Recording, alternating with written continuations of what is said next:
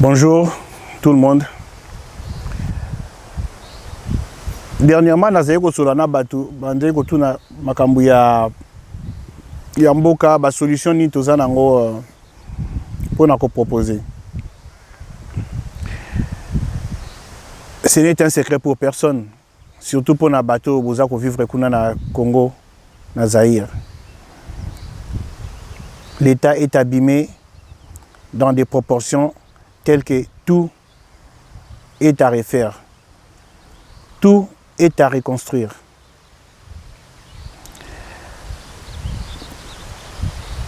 Bato misusu baza ko insister pour na Combo et la République démocratique du Congo. Moi, ce n'est pas le nom qui me pose un problème. Mais ce sont les symboles. République démocratique du Congo, il y a un sens. S'il y avait une république Nambo-Kawana, il n'y a pas de république. Il n'y a pas un état de droit. Et cela n'est un secret pour personne. Que ma famille, a Tshisekedi, ma famille, a privilégié du pouvoir, Baza n'a plus de droits que monsieur tout le monde. Il n'y a pas de démocratie. Binon Soboye Biango.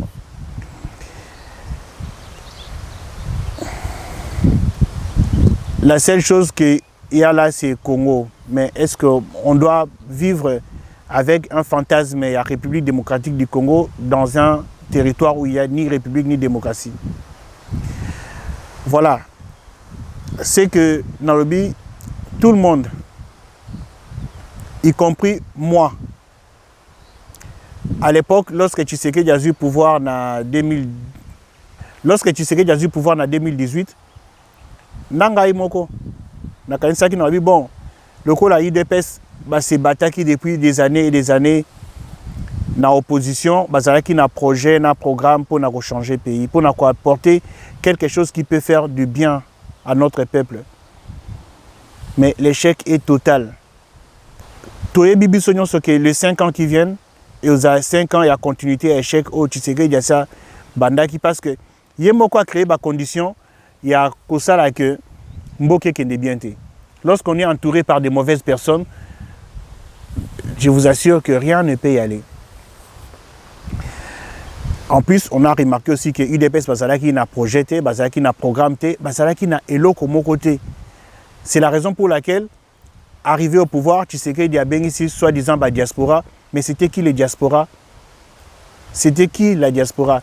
C'est bateau Bazalaki Kobeta permis na Bruxelles, bateau Bazalaki Kosa Bachekula, na Paris, na Londres.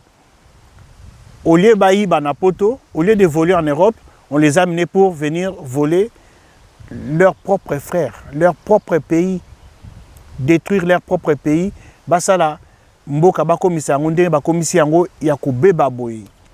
Ça n'est pas possible. On ne peut pas continuer comme ça dans cette situation. C'est inadmissible.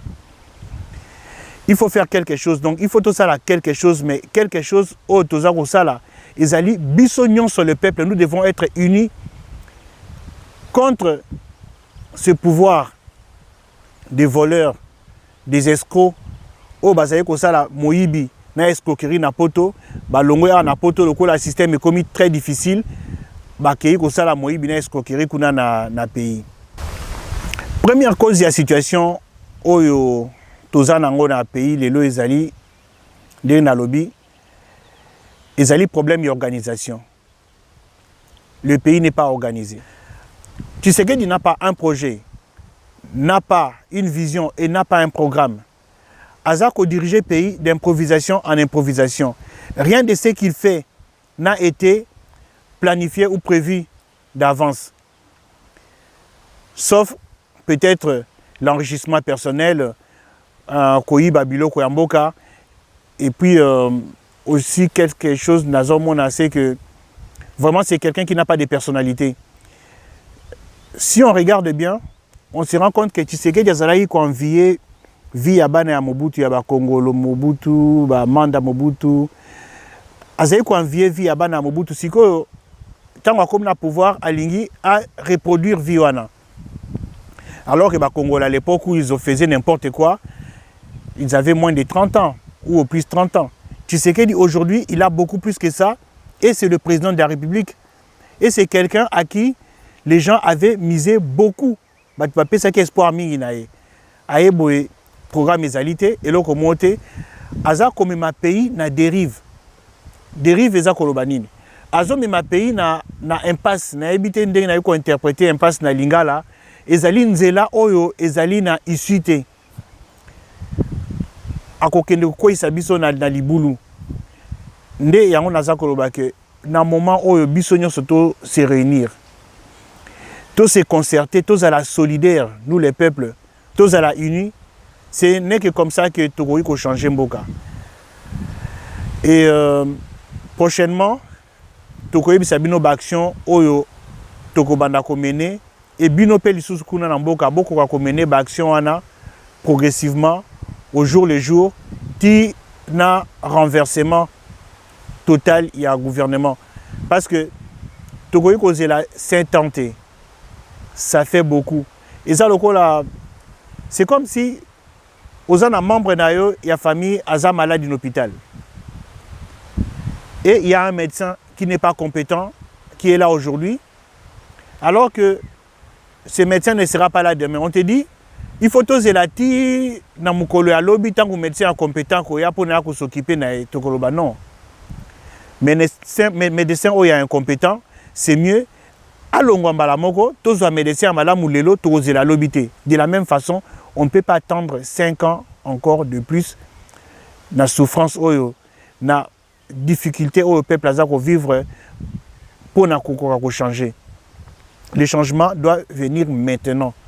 Et ce changement qui doit venir maintenant doit venir par le peuple, pour le peuple et avec le peuple. Parce que c'est le peuple qui va changer ces pays. Nous allons apporter vraiment des contributions importantes sur le programme et des choses. Mais, nakoyebi sabino même pour la bonne foi. Nakopé ça même maël moussous na batu ya batiseke nakoyebi sabango qu'est-ce qu'il faut faire par exemple pour améliorer certaines choses. Je vais les dire dans des vidéos pour que changer parce que les lona lobiso to lobi que to bomba maël na biso pour na biso moko c'est le peuple qui souffre. Mais ceux qui te lobby makambo to lobi que beau changer na telle position, na telle chose beau changer boy, na telle chose beau sala boy. Si vous allez apprendre à payer bien en boka. Donc, nazo senga vraiment na bino peuple beau sala attentif na tout ce que nous allons faire et beau se laisser embobiner na bateau ba kolunga basala ba fausse coup d'état lokola coup d'état ba ngai basala wana oyo moto ya eko kufa. Je crois que zalaki ba maquillage na bango moko. Parce que le peuple a beaucoup souffert. Lelo tolingi vraiment que le peuple a trouvé équilibre dans la vie nae.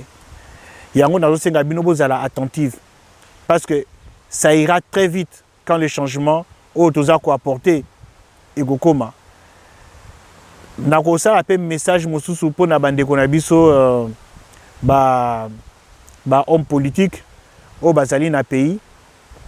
Nazo reconnaître bitumba na bango eza makasi biso tozali en extérieur toza ko bunda comme on peut na osala message pour na bango pour na osenga que baroka ko rejoindre biso na action oyo ti na tango to komema changement.